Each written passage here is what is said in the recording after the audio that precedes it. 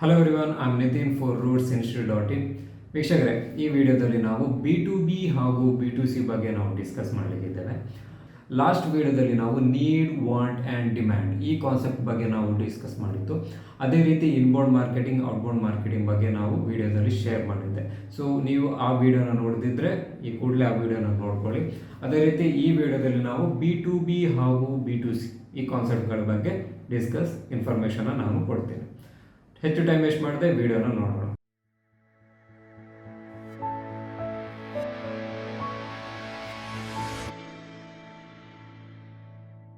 So ವೀಕ್ಷಕರೇ, ಹೆಚ್ಚಿನ ಮಾರ್ಕೆಟರ್ಸ್ಗಳಿಗೆ consumer ಹಾಗೆ ಕಸ್ಟಮರ್ ಈ ಎರಡು ಕಾನ್ಸೆಪ್ಟ್, ಈ ಎರಡು ಎಲಿಮೆಂಟ್ಗಳ ಬಗ್ಗೆ ಹೆಚ್ಚು ಸಿಮಿಲರ್ ಇದೆ ಅಂತ ಅನಿಸುತ್ತೆ. ಬಟ್ ಕನ್ಸ್ಯೂಮರ್ ಅಂದ್ರೆ ಬೇರೆನೇ ಕಾನ್ಸೆಪ್ಟ್ ಆಗುತ್ತೆ. ಅದೇ ರೀತಿ ಕಸ್ಟಮರ್ ಅಂದ್ರೆ ಮೀನಿಂಗೇ ಬೇರೆ ಥರ ಇದೆ. ಅದು ಎರಡಕ್ಕೂ ಹೆಚ್ಚು ಕಂಪೇರ್ ಮಾಡೋದಕ್ಕೆ ಹೋಗಬೇಡಿ. ಸೊ ಇಲ್ಲಿ ನೋಡೋದಾದರೆ ನಾನು ಇಲ್ಲಿ ಮೆನ್ಷನ್ ಮಾಡಿದ್ದೀನಿ, ಕನ್ಸ್ಯೂಮರ್ ಅಂದರೆ ಯಾವುದೇ ಒಂದು ಪ್ರಾಡಕ್ಟ್ ಆಗಿರಲಿ, ಸರ್ವಿಸ್ ಆಗಿರಲಿ, ಅದನ್ನು ತನ್ನ ಬೆನಿಫಿಟಿಗೋಸ್ಕರ ಅಥವಾ ತನಗೋಸ್ಕರ ಯೂಸ್ ಮಾಡ್ಕೊಳ್ಳೋದು ರೀಸನ್ ಇರೋದ್ರಿಂದ ಯಾವುದೇ ಪ್ರಾಡಕ್ಟನ್ನು ಪರ್ಚೇಸ್ ಮಾಡಿಕೊಂಡ್ರೆ ಅದಿಲ್ಲಿ ಕನ್ಸ್ಯೂಮರ್ ಅಂತ ಆಗುತ್ತೆ. ಇಲ್ಲಿ ಬರೆದಿದ್ದೀನಿ ನಾನು.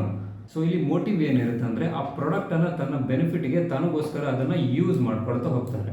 ಸೊ ಇದರಲ್ಲಿ ಆ ಪ್ರಾಡಕ್ಟನ್ನು ಬೇರೆಯವ್ರಿಗೆ ರೀಸೆಲ್ ಮಾಡೋದಕ್ಕೆ ಹೋಗೋದಿಲ್ಲ. ಸೊ ಇಲ್ಲಿ ಪ್ರಾಡಕ್ಟ್ಗಳು, ಸರ್ವಿಸ್ಗಳು ತಾನಾಗೆ ಯೂಸ್ ಮಾಡಬೇಕು, ತನಗೆ ಖುಷಿ ಬಂದಾಗೆ ನಾವು ಯೂಸ್ ಮಾಡ್ಕೊಡ್ತೀವಿ. ಅಂಥ ಪ್ರಾಡಕ್ಟ್ಗಳನ್ನು, ಯಾವುದೇ ಪ್ರಾಡಕ್ಟನ್ನು ಎಂಡ್ ಯೂಸರ್ ಯಾರಾಗಿರ್ತಾರೆ ಅವರು ಕನ್ಸ್ಯೂಮರ್ ಅಂತ ನಾವು ಕನ್ಸಿಡರ್ ಮಾಡಬಹುದು. ಸೊ ಇದರಲ್ಲಿ ಹೆಚ್ಚಾಗಿ ಇಂಡಿವಿಜುವಲ್ ಆಗಿರ್ತಾರೆ, ಒಂದು ಫ್ಯಾಮಿಲಿ ಅಥವಾ ಒಂದು ಗ್ರೂಪ್ ಆಫ್ ಪೀಪಲ್ ಆಗಿರ್ತಾರೆ. ಸೊ ಇವರು ಆ ಪ್ರಾಡಕ್ಟನ್ನು ತನಗೋಸ್ಕರ ಅಥವಾ ಬೇರೆಯವರಿಗೋಸ್ಕರ ಅದನ್ನು ಪರ್ಚೇಸ್ ಮಾಡ್ಕೊಡ್ತಾರೆ. ಸೊ ಅಲ್ಲಿಂದ ಅಲ್ಲೇ ಮುಗೀತು. ಅದನ್ನು ಪುನಃ ರೀಸೈಕಲ್ ಮಾಡ್ಕೊಳ್ಳೋದಿಲ್ಲ ಅಥವಾ ರೀಸೆಲ್ ಮಾಡ್ಕೊಳ್ಳೋದಿಲ್ಲ ಬೇರೆಯವರಿಗೆ. ಸೊ ಈ ಕಾನ್ಸೆಪ್ಟ್ಗಳು ಒಮ್ಮೆ ಕ್ಲಿಯರ್ ಇರಲಿ. ಕನ್ಸ್ಯೂಮರ್ ಅಂದರೆ ನಾವು ಇದನ್ನು ಆ ಪ್ರಾಡಕ್ಟನ್ನು ತನಗೋಸ್ಕರ ಯೂಸ್ ಮಾಡ್ಕೊಳ್ಳೋರು ಅಂತ ಹೇಳ್ತೀವಿ. ಸೊ ಅದೇ ರೀತಿ ಒಂದು ಕಸ್ಟಮರ್ ಅಂದರೆ ಆ ಪ್ರಾಡಕ್ಟ್ ತನಗೋಸ್ಕರನೂ ಆಗಿರ್ಬೋದು ಅಥವಾ ಬೇರೆಯವರಿಗೋಸ್ಕರನೂ ಆಗಿರ್ಬೋದು. ಅಲ್ಲಿ ಆ ಇಂಟೆನ್ಷನಿಂದ ಪರ್ಚೇಸಿಂಗ್ ಆ್ಯಕ್ಟಿವಿಟಿಗಳು ನಡೆಯುತ್ತೆ. So purchase the product or service for themselves or behalf of any company or organisation ಆಗುತ್ತೆ. ಇಲ್ಲಿ ಪ್ರಾಡಕ್ಟ್ಗಳನ್ನು ರೀಸೆಲ್ ಮಾಡೋ ಉದ್ದೇಶ ಜಾಸ್ತಿ ಇರಬಹುದು. ಆ್ಯಂಡ್ ಅದೇ ರೀತಿ ಇಲ್ಲಿ ಮೋಟಿವೇಶನ್ ನೋಡೋದಾದರೆ ಯಾಕೆ ಪರ್ಚೇಸ್ ಮಾಡ್ತಾರೆ ಅಂದರೆ, ಒಂದು ತನಗೋಸ್ಕರನೇ ಯೂಸ್ ಮಾಡ್ಕೊಳ್ಳೋದು ಅಥವಾ ಆ ಪ್ರಾಡಕ್ಟನ್ನು ಬೇರೆಯವ್ರಿಗೆ ರೀಸೇಲ್ ಮಾಡ್ಕೊಳ್ಳೋದು. ರೀಸೇಲ್ ಮಾಡ್ಕೊಳ್ಳುವಾಗ ಆ ಪ್ರಾಡಕ್ಟ್, ಸರ್ವಿಸ್ ಹೇಗಿತ್ತು ಅದನ್ನು ಆ್ಯಸ್ ಇಟ್ ಈಸ್ ಬೇರೆಯವ್ರಿಗೆ ಸೇಲ್ ಮಾಡ್ತಾ ಹೋಗ್ತಾರೆ. ಅಥವಾ ಆ ಪ್ರಾಡಕ್ಟನ್ನು ಸ್ವಲ್ಪ ಮಾಡಿಫೈ ಮಾಡಿನೂ ಬೇಕಾದರೂ ಪ್ರಾಡಕ್ಟ್ ಆ್ಯಂಡ್ ಸರ್ವಿಸನ್ನು ಸೇಲ್ ಮಾಡ್ತಾ ಹೋಗ್ತಾರೆ. ಸೊ ಇಲ್ಲಿ ಕಸ್ಟಮರ್ ಅಂದರೆ ಎಂಡ್ ಯೂಸರ್ ಅಲ್ಲ, ಆ ಕಸ್ಟಮರ್ ಆ ಮಿಡಲಲ್ಲೂ ಆಗಿರ್ಬೋದು, ಎಂಡ್ ಯೂಸರ್ನ ನಡುವೆ ಬರುವಂಥ ಮಿಡಲ್ ಮ್ಯಾನು ಆಗಿರ್ಬೋದು. ಸೊ ಕಸ್ಟಮರ್ ಅಂದರೆ ಆ ಥರ ಮೀನಿಂಗ್ ಆಗುತ್ತೆ. ಆ್ಯಂಡ್ ಇಲ್ಲಿ ಒಬ್ಬ ಕಂಪ್ನಿನೂ ಇರುತ್ತೆ, ಅಥವಾ ಕಂಪ್ನಿಯೂ ಆಗಿರ್ಬೋದು, ಅಥವಾ ಯಾವುದಾದ್ರೂ ಇಂಡಿವಿಜುವಲ್ ಪರ್ಸನು ಇದರಲ್ಲಿ ಕನ್ಸಿಡರ್ ಆಗುತ್ತೆ. ಸೊ ಕನ್ಸ್ಯೂಮರ್ ಅಂದರೆ ಆ ಪ್ರಾಡಕ್ಟ್ನ ಎಂಡ್ ಯೂಸರ್ ಅಂತ ನೀವು ಕನ್ಸಿಡರ್ ಮಾಡ್ಬೋದು. ಬಟ್ ಕಸ್ಟಮರ್ ಅಂದರೆ ಆ ಪ್ರಾಡಕ್ಟನ್ನು ರೀಸೇಲ್ ಮಾಡೋ ಉದ್ದೇಶನೂ ಇರ್ಬೋದು, ಅಥವಾ ಅವನೇ ಕನ್ಸ್ಯೂಮ್ ಮಾಡ್ಕೊಳ್ಳೋ ಇಂಟೆನ್ಷನು ಇದರಲ್ಲಿ ಇರ್ಬೋದು. ಸೊ ಈ ಕಾನ್ಸೆಪ್ಟ್ ಕನ್ಸ್ಯೂಮರ್ ಆ್ಯಂಡ್ ಕಸ್ಟಮರ್ ನಿಮಗೆ ಅರ್ಥ ಆಗಿದೆ ಅಂತ ಅನ್ಕೋತೀನಿ. So moving on to the B2B and B2C. B2B ಹಾಗೂ B2C ಆ ನೇಮೇ ಸಜೆಸ್ಟ್ ಮಾಡೋ ಹಾಗೆ ಒಂದು ಬಿಸ್ನೆಸ್ ಇನ್ನೊಂದು ಬಿಸ್ನೆಸ್ನೇ ನಡೆಯುವಂಥ ಟ್ರಾನ್ಸಾಕ್ಷನ್, ಕನೆಕ್ಟಿವಿಟಿ, ಕಮ್ಯುನಿಕೇಷನ್ ಏನಾಗಿರುತ್ತೆ ಅದನ್ನು ನಾವು B2B ಅಂತ ಹೇಳ್ತೇವೆ. ಇದರಲ್ಲಿ ಒಂದು ಕಂಪನಿಯ ಎಂಪ್ಲಾಯ್ ಯಾರು ಆಗಿರ್ತಾನೆ ಅವನು ಇನ್ನೊಂದು ಕಂಪನಿಯ ಎಂಪ್ಲಾಯ್ ಜೊತೆ ಕೊಲಾಬ್ರೇಟ್ ಆಗಿರ್ತಾರೆ, ಅವ್ರ ಜೊತೆ ಕನೆಕ್ಷನ್ ಬಿಲ್ಡ್ ಆಗಿರುತ್ತೆ, ಅವ್ರ ಜೊತೆ ಇಂಟ್ರಾಕ್ಷನ್ ಹೆಚ್ಚಾಗಿ ನಡೆಯುತ್ತೆ. ಸೊ ಇಲ್ಲಿ ಬಿಸ್ನೆಸ್ ಟು ಬಿಸ್ನೆಸ್ ಆಗಿರೋದ್ರಿಂದ ಆ ಡಿಸಿಷನ್ ಮೇಕಿಂಗ್ ಪ್ರೊಸೆಸ್ ಏನಿದೆ, ಯಾವುದೇ ಒಂದು ಸರ್ವಿಸ್ ಅಥವಾ ಪ್ರಾಡಕ್ಟನ್ನು ಪರ್ಚೇಸ್ ಮಾಡಬೇಕು ಅಂತಾದರೆ ಆ ಪ್ರಾಡಕ್ಟ್ನ ಟೈಮ್ ಏನಿದೆ, ಆ ಪರ್ಚೇಸಿಂಗ್ ಆ್ಯಕ್ಟಿವಿಟಿ ಫೈನಲ್ ಡಿಸಿಷನ್ ತಗೊಳ್ಳೋ ಟೈಮ್ ಪೀರಿಯಡ್ ಏನಿದೆ ಅದು ಸ್ವಲ್ಪ ಲಾಂಗ್ ಆಗುತ್ತೆ. ನಾವು ಯಾರಿಗೆ ಮಾರ್ಕೆಟಿಂಗ್ ಮಾಡ್ತೀವಿ ಅವನ ಟೀಮ್ ಲೀಡ್ ಯಾರು ಇರ್ತಾನೆ, ಅಕೌಂಟ್ ಮ್ಯಾನೇಜರ್ ಯಾರು ಇರ್ತಾರೆ, ಅದರಿಂದ ಪರ್ಚೇಸ್ ಡಿಪಾರ್ಟ್ಮೆಂಟ್ ಅಥವಾ ಫೈನಾನ್ಸ್ ಅಕೌಂಟಿಂಗ್ ಡಿಪಾರ್ಟ್ಮೆಂಟ್, ಅಲ್ಲಿಗೂ ಇದೆಲ್ಲ ಫೈಲ್ಗಳು, ಅಲ್ಲಿಗೂ ಇನ್ಫಾರ್ಮೇಷನ್ಗಳು ಶೇರ್ ಆಗುವಾಗ ನಮಗೆ ಇಲ್ಲಿ ಆ ಡಿಸಿಷನ್ ಮೇಕಿಂಗ್ ಪ್ರೊಸೆಸ್ಸು ತುಂಬ ಡಿಲೇ ಆಗುತ್ತೆ. ಆ್ಯಂಡ್ ಇದರಲ್ಲಿ ಈ ಡಿಸಿಷನ್ ಮೇಕರ್ಸ್ಗಳು ಹೆಚ್ಚಾಗಿ ಏನು ಎಕ್ಸ್ಪೆಕ್ಟ್ ಮಾಡ್ತಾ ಇರ್ತಾರೆ ಅಂದರೆ ರಿಟರ್ನ್ ಆನ್ ಇನ್ವೆಸ್ಟ್ಮೆಂಟ್ ಜಾಸ್ತಿ ಬರಬೇಕಾಗುತ್ತೆ. ಯಾಕಂದರೆ ಬಿಸ್ನೆಸ್ ಟು ಬಿಸ್ನೆಸ್ ಅವನ ಪರ್ಸ್ನಲ್ ಬೆನಿಫಿಟಿಗೋಸ್ಕರ ಯಾವುದೇ ಪ್ರಾಡಕ್ಟನ್ನು ಪರ್ಚೇಸ್ ಮಾಡ್ತಾಯಿಲ್ಲ. ಸೊ ಕಂಪನಿಯ ಬಿಹಾಫಲ್ಲಿ, ಒಂದು ಆರ್ಗನೈಸೇಷನ್ನ ಬಿಹಾಫಲ್ಲಿ ಆ ಪ್ರಾಡಕ್ಟನ್ನು, ಸರ್ವಿಸನ್ನು ಪರ್ಚೇಸ್ ಮಾಡ್ತಾ ಇರ್ತಾರೆ. ಸೊ ಇವರಿಗೆ ಇಲ್ಲಿ ಇನ್ವೆಸ್ಟ್ ಮಾಡಿರೋ ಹಣಕ್ಕೆ ಅಟ್ಲೀಸ್ಟ್ ಪ್ರಾಫಿಟ್ ಆದರೂ ಆಗಬೇಕು, ಲಾಸ್ ಅಂತೂ ಆಗಬಾರ್ದು, ಆ ಥರ ಇಂಟೆನ್ಷನ್ ಇರುತ್ತೆ. ಅದೇ ರೀತಿ ಎಫಿಷಿಯನ್ಸಿ ಸಿಗಬೇಕು, ಎಕ್ಸ್ಪರ್ಟೈಸು ಸಿಗಬೇಕು. Sales and service, after sales and service expect ಮಾಡ್ತಾರೆ, ಕಸ್ಟಮರ್ಗಳು ಇವರಿಂದ ಎಕ್ಸ್ಪೆಕ್ಟ್ ಮಾಡ್ತಾರೆ. ಸೊ ಆಬ್ವಿಯಸ್ಲಿ ಇವರು ಇನ್ನೊಂದು ಬಿಸ್ನೆಸ್ಸಿಂದ ಈ ಥರ ಕಂಡೀಷನನ್ನು ಎಕ್ಸ್ಪೆಕ್ಟ್ ಮಾಡ್ತಾರೆ. ಸೊ ಇದರಲ್ಲಿ ಡಿಸಿಷನ್ ಮೇಕಿಂಗ್ ಒಂದು ಲಾಂಗ್ ಆಗಿರುತ್ತೆ ಆ್ಯಂಡ್ ಇದರಲ್ಲಿ ರಿಟರ್ನ್ ಆನ್ ಇನ್ವೆಸ್ಟ್ಮೆಂಟ್ ಹೆಚ್ಚು ಕಂಪನಿಗಳು ಎಕ್ಸ್ಪೆಕ್ಟ್ ಮಾಡ್ತಾರೆ. ಆ್ಯಂಡ್ ಇಲ್ಲಿ ಇನ್ ಕೇಸ್ ನೀವು ಮಾರ್ಕೆಟಿಂಗ್ ಮಾಡ್ತಾ ಇದ್ದೀರಿ ಯಾವುದಾದ್ರೂ B2B ಕಂಪನಿಗೆ ಅಂತ ಆದರೆ ಇದರಲ್ಲಿ ಇನ್ಫೋಗ್ರಾಫಿಕ್ಸ್ಗಳು, ಗ್ರಾಫ್ಗಳು, ಚಾರ್ಟ್ಗಳು, ಪ್ರಾಫಿಟ್ ಎಷ್ಟಾಗುತ್ತೆ, ಎಷ್ಟು ನೀವು ಇನ್ವೆಸ್ಟ್ ಮಾಡಿದ್ರೆ ಎಷ್ಟು ನಿಮಗೆ ಪ್ರಾಫಿಟ್ ಸಿಗುತ್ತೆ, ಎಷ್ಟು ನೀವು ಟೈಮು ನಿಮ್ಮ ವ್ಯಾಲ್ಯೂನ ಡೆಡಿಕೇಟ್ ಮಾಡಬೇಕಾಗಿ ಬರ್ಬೋದು, ಈ ಥರ ಲಾಜಿಕಲ್ಲಿ ಹೆಚ್ಚಾಗಿ ಮಾರ್ಕೆಟರ್ಸು ಥಿಂಕ್ ಮಾಡ್ತಾರೆ, ಮಾರ್ಕೆಟಿಂಗ್ ಮಾಡ್ತಾರೆ ಇದರಲ್ಲಿ. ಸೊ ಫಾರ್ ಎಕ್ಸಾಂಪಲ್ B2Bಗೆ ಒಂದು ಒಳ್ಳೆ ಎಕ್ಸಾಂಪಲ್ ನೋಡೋದಾದ್ರೆ ನಾವು ಆಟೋಮೊಬೈಲ್ನ ಕನ್ಸಿಡರ್ ಮಾಡ್ಬೋದು. ಇನ್ ಕೇಸ್ ನಾವು ಕಾರು, ಬೈಕ್ ಏನಾದರೂ ಪರ್ಚೇಸ್ ಮಾಡಬೇಕು ಅಂತಾದರೆ ನಾವು ಶೋರೂಮ್ಗೆ ಹೋಗ್ತೀವಿ.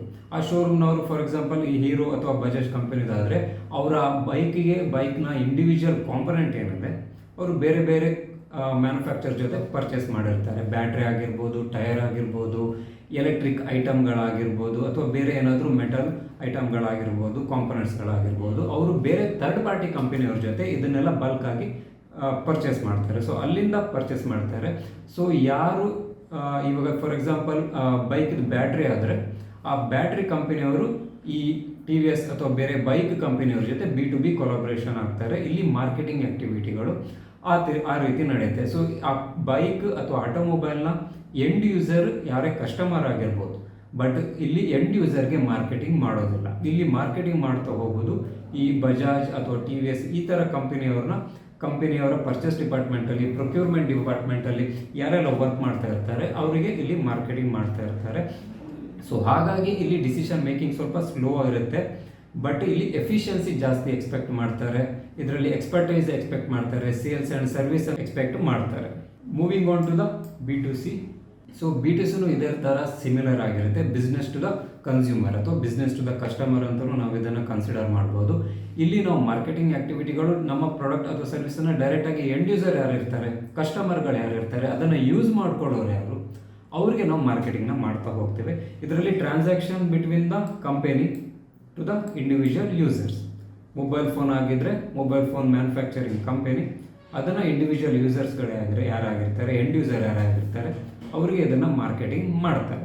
ಸೊ ಹಾಗಾಗಿ ಎಂಡ್ ಯೂಸರ್ಗೆ ಮಾರ್ಕೆಟಿಂಗ್ ಮಾಡೋದ್ರಿಂದ ಇಲ್ಲಿ ಅವನ ಇಂಟ್ರೆಸ್ಟ್ ಏನಿದೆ, ಆ ಕಸ್ಟಮರ್ನ ಬಿಹೇವಿಯರ್, ಅವನ ನೀಡ್, ರಿಕ್ವೈರ್ಮೆಂಟ್, ಚಾಲೆಂಜ್ಗಳು ಏನಿದೆ, ಸೊ ಇದನ್ನು ನಾವು ಪಾಯಿಂಟ್ ಔಟ್ ಮಾಡಿ ಇದರಲ್ಲಿ ನಾವು ಮಾರ್ಕೆಟಿಂಗ್ ಆ್ಯಕ್ಟಿವಿಟಿಗೆ ಒಂದು ಸ್ಟ್ರಾಟಜಿನ ಬಿಲ್ಡ್ ಮಾಡ್ತೇವೆ. Target the needs, interest and challenge of individual customers who are making purchase on or behalf of themself.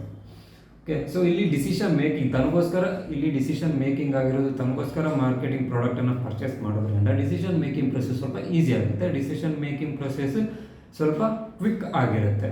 So B2Cಯಲ್ಲಿ ಕನ್ಸ್ಯೂಮರ್ಗೆ ನಾವು ಮಾರ್ಕೆಟಿಂಗ್ ಮಾಡೋದ್ರಿಂದ ನಾವು ಕನ್ಸ್ಯೂಮರ್ಗೆ ಯಾವ ಪಾಯಿಂಟ್ಗಳು, ಯಾವ ಎಲಿಮೆಂಟ್ಗಳು ಅವರನ್ನು ಹೆಚ್ಚು ಕನೆಕ್ಟ್ ಆಗುತ್ತೆ, ಯಾವುದು ಅವರಿಗೆ ಹೆಚ್ಚು ಖುಷಿ ಆಗುತ್ತೆ, ಅವರನ್ನು ಹೆಚ್ಚು ಅಟ್ರ್ಯಾಕ್ಟ್ ಮಾಡುವಂಥ ಪಾಯಿಂಟ್ಗಳು, ಎಲಿಮೆಂಟ್ಗಳು, ಆ ಕಾನ್ಸೆಪ್ಟ್ಗಳನ್ನು ನಾವು ಇಲ್ಲಿ ಮಾರ್ಕೆಟಿಂಗ್ಗೋಸ್ಕರ ಯೂಸ್ ಮಾಡ್ಕೋಬೇಕಾಗುತ್ತೆ. ಸೊ ಯಾವುದೆಲ್ಲ ಟ್ರೆಂಡಿಂಗ್ ಟಾಪಿಕ್ ಇದೆ, ಟ್ರೆಂಡಿಂಗ್ ರೀಲ್ಸ್, ಟ್ರೆಂಡಿಂಗ್ ಎಂಟರ್ಟೈನ್ಮೆಂಟ್, ಈ ಥರದ ಕ್ಯಾಟಗರಿ ಮೇಲೆ ನಾವು ಫೋಕಸ್ ಮಾಡಬೇಕಾಗುತ್ತೆ, ಹೆಚ್ಚು ರಿಸರ್ಚ್ ಮಾಡಬೇಕಾಗುತ್ತೆ, ಕ್ಲೋಸ್ಲಿ ಅಬ್ಸರ್ವ್ ಮಾಡಬೇಕಾಗುತ್ತೆ. ಇನ್ ಕೇಸ್ ಇದರಲ್ಲಿ ಪ್ರೈಸ್ B2Cಯಲ್ಲಿ ಆ ಪ್ರಾಡಕ್ಟ್ ಅಥವಾ ಸರ್ವಿಸ್ನ ಪ್ರೈಸ್ ಏನಾದರೂ ಹೆಚ್ಚಿದ್ರೆ ಅವರಿಗೆ ಸೆಕೆಂಡ್ ಒಪಿನಿಯನ್, ಕಸ್ಟಮರ್ಗಳು ಸೆಕೆಂಡ್ ಒಪಿನಿಯನ್ ಬಗ್ಗೆ ಹೆಚ್ಚು ಹೋಗ್ತಾರೆ.